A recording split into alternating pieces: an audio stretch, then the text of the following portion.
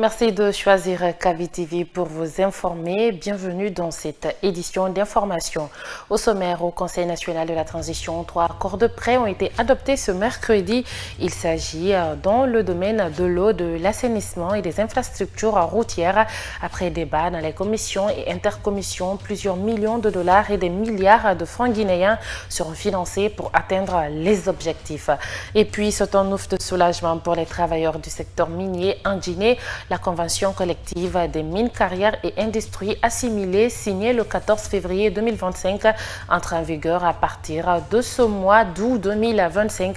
Le syndicaliste Elijah Mamadou Saliou Diallo de la CNTG accueille la nouvelle avec joie et demande la responsabilité de tous les acteurs pour le respect de la convention. Le sort du Sili local de Guinée sera scellé ce vendredi. L'équipe guinéenne affrontera celle de l'Algérie au stade Nelson Mandela de Kampala avec 2 défaites et une victoire enregistrée lors de ses 3 premières sorties. Les chances de qualification du Sili local restent minimes. Le sélectionneur lui garde espoir. Vous l'entendrez en fin d'édition. Voilà pour les titres.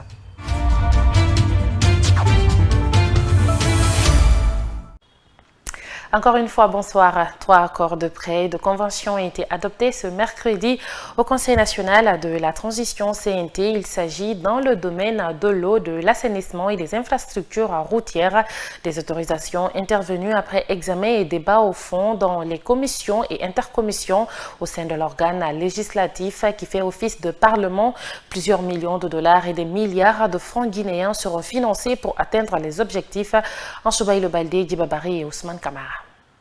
Les projets de construction d'un échangeur Anko 5 et l'aménagement de la route inter-État Labé-Mali sont les 2 qui concernent les infrastructures routières adoptées par le Conseil national de la transition CNT ce mercredi 13 août 2025. Ainsi, l'organe transitoire autorise la ratification des accords de prêt entre la Guinée et ses partenaires financiers. Pour l'accord de prêt relatif au projet d'aménagement de la route inter-État Labé-Mali, le projet est financé à hauteur de 30 millions d'unités de compte, soit 336,58 milliards de GNF par la Banque africaine de développement. Pour l'accord de prêt relatif au projet de construction de l'échangeur d'Anko 5, signé entre la République de Guinée et le Fonds cohésien pour le développement économique des pays arabes, le coût global de ce projet s'élève à 20 761 740 dollars américains. La première phase d'exécution de ce projet porte sur un prêt du Fonds cohésien d'un montant de 12 799 000 dollars américains, équivalent à 4 millions de dinars cohésiens. Avec le manque d'eau et l'insalubrité grandissante en Guinée, un autre accord de prêt pour satisfaire les populations était aussi à l'ordre du jour lors de cette plénière. Pour l'accord de financement entre la République de Guinée et l'Association internationale de développement sur le projet eau et assainissement, l'objectif de ce financement consiste à accroître l'accès des populations aux services de production et de distribution de l'eau potable dans le Grand Conakry et de renforcer la performance opérationnelle et organisationnelle de la SEG ainsi que ceux de l'assainissement. Des recommandations ont été formulées par les conseillers nationaux de la transition relative à ces accords de prêt en faveur de la Guinée. Le patronat guinéen était parmi les invités à prendre part à la rencontre. Présent à cette plénière, Ahmed Kanté, venu représenter le patronat guinéen, a salué l'adoption de ces accords qui, selon lui, marquent un tournant décisif dans la résolution durable de la problématique de l'eau potable dans le Grand Conakry et les infrastructures routières. Il est au micro de Michel Yomba Ouendono. Le débat sur les différentes lois ordinaires ont donné des résultats positifs, puisque toutes les 4 lois ont été effectivement adoptées. Il s'agit entre autres de lois portant sur la sécurité entre l'Arabie saoudite et la Guinée. Chacun connaît que pour recevoir les plus grands nombres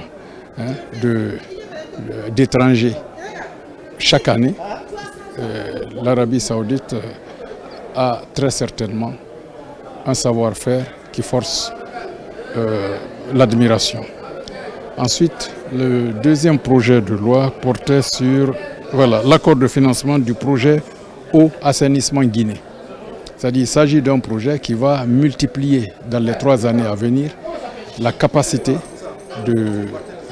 d'approvisionnement en eau des différents ménages. L'autre projet de loi, c'est un projet portant sur les infrastructures et sur des routes, sur un tronçon de route internationale reliant l'Abbé à Mali, ensuite vers le Sénégal. Et le dernier projet de loi, c'est celui qui porte sur l'échangeur au niveau de Onco 5. Et puis une réunion de prise de contact entre la commission de restructuration des fédérations sectorielles et des entreprises du secteur des BTP a eu lieu ce jeudi 14 août 2025 à la CGD à Conakry. L'objectif était de permettre à la dite commission de prendre contact avec ceux des BTP pour favoriser une organisation interne afin de mettre en place une convention collective dans le secteur. Djibabari et Ousmane Kamara. Le point principal de cette rencontre est de permettre aux BTP de s'organiser en une fédération pour faciliter la mise en place d'une convention collective.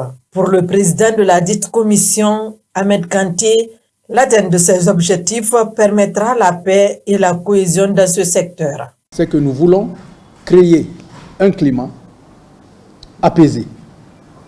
Et si nous voulons créer un climat apaisé, il faudrait qu'on se retrouve dans des structures fêtières et que nous puissions discuter ouvertement des problèmes qui nous assaillent et que nous puissions trouver des solutions. Mais en venant ici, nous devons être des leaders. C'est-à-dire que nous puissions prendre ceux qui ne sont pas là ou ceux qui sont encore dans l'informel pour les porter à un niveau formel et que ensemble on donne la preuve de l'unité de ce secteur d'activité, de l'unité de la CGI, pour que nous puissions parler d'une seule voix. Nous avons souhaité que nous puissions arriver à un résultat d'ici la fin de l'année. Ça paraît être assez court, compte tenu de toutes les difficultés qu'il y a au niveau de ce secteur, mais je pense qu'en parlant franchement, et en ayant une volonté avérée d'aboutir à ça, nous allons y parvenir. Au cœur de cette rencontre, la parole a été donnée à tous les participants. Chacun autour de la table a fait des propositions. À en croire David Touré, secrétaire général adjoint de la CGI, après cette prise de contact, des rencontres sont encore prévues avec les BTP. Ce qui est prévu, c'est que la restructuration de la fédération, mais aussi les conventions collectives, parce que la CGI est mandatée par l'État de doter les différents secteurs d'activité de conventions collectives qui permettraient d'améliorer non seulement le bien-être des travailleurs guinéens, mais aussi de créer un climat de paix et de sécurité dans les entreprises. Donc c'est ce à quoi le président Ousmane Kaba, président de la CGI, et son conseil d'administration, dans son plan stratégique 2025, nous a mandaté de faire, et la commission dirigée par M. Ismaël Kanté. Je vous l'annonçais dans les titres, la convention collective des mines, carrières et industries assimilées signée le 14 février 2025 entre en vigueur à partir de ce mois d'août 2025. Celle-ci vise à améliorer les conditions de vie et de travail des travailleurs du secteur minier en Guinée. À travers une lettre, le ministre du Travail et de la fonction publique a attiré l'attention du président de la Chambre des mines de l'entrée en vigueur de cette convention collective, un ouf de soulagement pour les travailleurs défendus par des syndicalistes. Khadija Kaba. C'est la bonne nouvelle pour les travailleurs des mines, carrières et industries assimilées de Guinée. La convention collective pour la revalorisation des salaires par les entreprises en exploitation entre en vigueur à compter de ce mois d'août 2025. Le ministre du Travail et de la Fonction publique a annoncé cette décision à travers un arrêté adressé au président de la Chambre des mines de Guinée.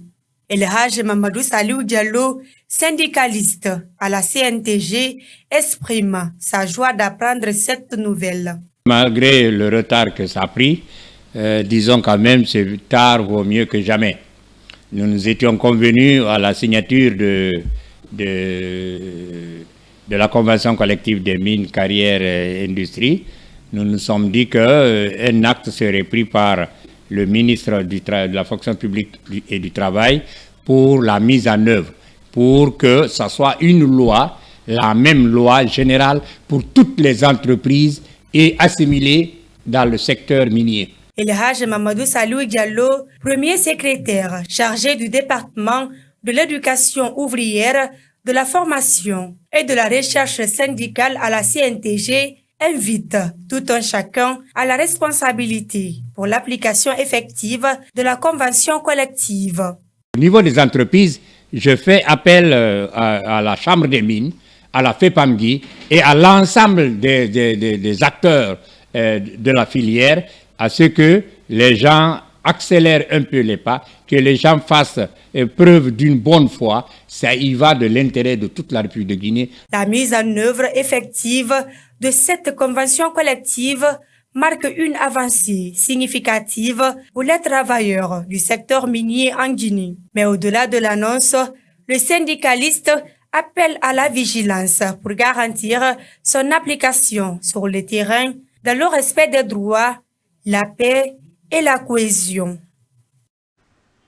Éducation, dans ce journal, on s'intéresse au système d'enseignement de notre pays, la Guinée, un système composé de plusieurs étapes, dont la première est bien évidemment le préscolaire.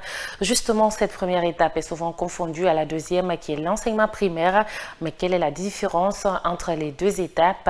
Djigiba Sako, directeur national de l'éducation préscolaire au MEPUA, donne des éclaircissements. Mohamed Lami Dafé et Michel Yomba Wendono pour le reportage. À l'approche de la rentrée scolaire, les nouveaux élèves s'apprêtent à faire leur premier pas dans le système éducatif. Mais avant tout, il est essentiel de comprendre les étapes de l'enseignement pré-universitaire guinéen, notamment le préscolaire, explique Djigiba Sako, directeur national de l'éducation préscolaire au MEPUA. Le préscolaire est le premier maillon du système éducatif guinéen. C'est-à-dire, après le préscolaire, vous avez le primaire, vous avez le collège, vous avez le lycée, éventuellement le professionnel et le supérieur. Donc le préscolaire, c'est un ordre d'enseignement de notre système éducatif et c'est le premier ordre, c'est là que ça commence. Le préscolaire a en son sein une classe unique. Cette classe regroupe des enfants de 5 ans. Une innovation saluée par son directeur national. Et ce qui est une innovation là-dedans, c'est les classes pré-primaires. Les classes pré-primaires, c'est des types d'établissements préscolaires réservés essentiellement pour les enfants de 5 ans. L'enfant, il est reçu à l'âge de 5 ans dans une classe pré-primaire, juste pour 1 an de formation. Autre particularité du préscolaire, son mode d'évaluation. Contrairement aux autres niveaux, il n'y a pas de redoublement. Les enfants avancent ensemble, quel que soit leur rythme d'apprentissage. L'évaluation, ça se passe là-bas, comme aussi dans les autres types d'établissements préscolaires. Ce n'est pas une évaluation formelle comme on le fait en donnant une note jusqu'à ce qu'on qualifie un enfant qu'il a redoublé ou pas redoublé. Non. Au préscolaire, il n'y a pas de redoublement. Quel que soit le type d'établissement préscolaire. Le préscolaire relève directement du ministère de l'enseignement préuniversitaire et de l'alphabétisation. Son objectif est de développer les capacités physiques, intellectuelles et sociales des enfants, mais aussi les initier aux notions de base de l'apprentissage scolaire. Direction Sigiré, où l'automédication est devenue une pratique courante, une habitude qui pourtant peut entraîner de graves problèmes de santé. Mais quels sont ces risques? Pour en savoir plus, notre correspondant basé à Sigiré, Ousmano Sekondé, a posé la question à un spécialiste. Suivez son reportage. Dans la préfecture de Sigiri, nombreux sont les habitants qui choisissent de se soigner par eux-mêmes, utilisant des médicaments sans ordonnance médicale. Selon Dr Toumen Kamara, cette pratique comporte de sérieux dangers pour la santé. Les gens viennent à la pharmacie pour acheter des médicaments sans consulter, sans avoir l'avis d'un professionnel de santé. C'est-à-dire, en prenant un médicament pour soigner un problème, on est en train de créer d'autres problèmes. Vous prenez les anti-inflammatoires, vous avez un problème d'estomac par exemple. Vous le prenez et ça va continuer à aggraver votre problème d'estomac ou même créer ou vous rendre malade, vous rendre gastropathe. Ce même médicament peut entraîner une insuffisance rénale, peut rendre les reins non opérationnels, non fonctionnels. Poursuivant, Dr Toumen Kamara souligne que l'automédication peut avoir des effets dévastateurs sur la santé humaine. On ne doit pas utiliser les médicaments comme ça. Parce que ces médicaments-là ont des effets secondaires. Ces médicaments-là ont une durée de traitement. Par ailleurs, il lance un appel pressant à la population de Sigiri en vue de mettre fin à cette pratique qui menace la santé publique.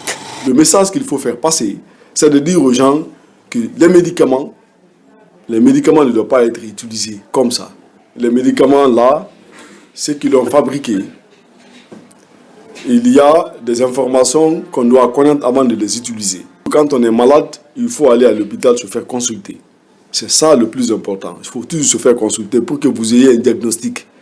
Il faut aller sur un bon médecin, il fait votre consultation pour que vous ayez un très bon diagnostic. Et à l'issue de ça, le médecin va prescrire un médicament qu'il vous faut. Il est important de souligner que la majorité des décès surviennent en raison d'une utilisation excessive des médicaments. Il est donc essentiel de consulter un spécialiste avant l'usage de tout produit pharmaceutique. Pour finir, après 2 défaites consécutives, le Sili local de Guinée joue ce vendredi son dernier match de groupe face à l'Algérie au stade Nelson Mandela de Kampala. Bien que les chances de qualification soient faibles, le sélectionneur Souleymane Kamara Abedi et ses joueurs veulent s'imposer pour garder un mince espoir. Germaine Massaré. Le Sili national local disputera ce vendredi 15 août 2025 son dernier match de groupe contre l'Algérie. Une rencontre décisive pour espérer rejoindre le second tour. Mais l'équipe de Souleymane Kamara Abedi est dans une position délicate. Présent en conférence de presse ce jeudi 14 août, le sélectionneur a affirmé qu'il ne compte pas abandonner. Nous n'avons pas voulu être dans ci, mais là nous sommes dans ci, on est obligé d'aller avec ceci. Alors il faut gagner demain, même un match nul, nous sommes éliminés. Je pense qu'on n'a pas d'excuses. Il faut venir à gagner comme ce que nous avons tenté contre l'Afrique du Sud. On ne peut pas bien jouer et perdre un match, ce n'est pas ce qui nous importe. Le plus important, c'est de gagner. Mais si ça s'est passé ainsi contre l'Afrique du Sud, et demain, moi je pense qu'il faut encore présenter une autre image, digne des noms, se battre du début à la fin, avoir au moins 6 points et attendre le résultat des autres. Mais pour l'instant, nous avons toujours notre destin en main. Meilleur buteur du championnat guinéen et auteur d'un but contre l'Afrique du Sud, Moussa Moïse Kamara reste confiant. Pour lui, il n'est pas question de parler d'élimination. L'équipe est bien préparée en tête et on prépare bien le match. Donc nous sommes tranquilles là-bas et puis tout le monde est focus sur le match de demain. Bien sûr, l'Algérie c'est une bonne équipe, c'est une équipe joueuse tactiquement qui sont là, donc c'est un match qu'il ne faut pas négliger, quoi. Donc on doit le jouer contre les autres matchs en fait. Donc demain, Inch'Allah aussi, la chance nous sourit, nous allons le gagner, Inch'Allah. Face à l'Algérie, le Sili local joue son avenir dans la compétition. Une victoire est indispensable avant de compter les points de qualification. Et voilà, c'est la fin de cette édition d'information. Grand merci à tous de l'avoir suivi. Au revoir.